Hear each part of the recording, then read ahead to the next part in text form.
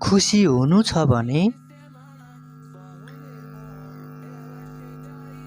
मनमा कुरा खेलाउन बन्द गर्नुहोस्।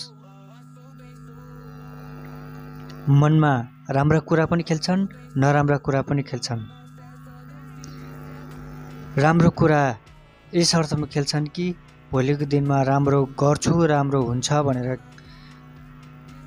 सोचिन्छ भने अर्को नराम्रो कुरा नराम्रो हुन्छ, नराम्रो गरिन्छ भनेर सोच्ने गरिन्छ। र म त भन्छु राम्रो कुरा पनि मनमा नखेलाउनुहोस्, नराम्रो कुरा पनि मनमा नखेलाउनुहोस्। मनमा कुरा खेलाउनु भनेको दुखी हुनु बराबर हो, दुखी नै हुनु।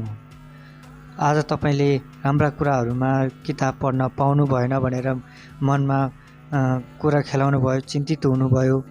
फेरि एक्सर्साइज गर्न पाइनँ भनेर चिन्तित हुनुभयो। फेरि आज म राम्रोसँग सोध्न पाइनँ भनेर चिन्तित हुनुभयो। आज म 2-4 जनासँग बोल्न पाइनँ भनेर चिन्तित हुनुभयो।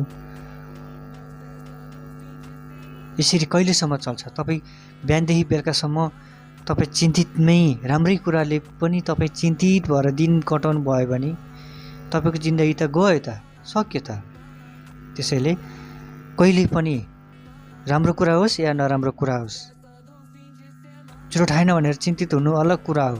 तर आज चुरोट खाएर ठुलो गल्ती गरेँ भन्नु पनि ठुलो, खान पाइनँ भन्नु, खान पाएँ, खाएँ, खाएर बेकार गरेँ भनेर चिन्तित हुनु पनि, सोच्नु पनि, सोचिरहनु पनि एउटा समस्या नै हो है।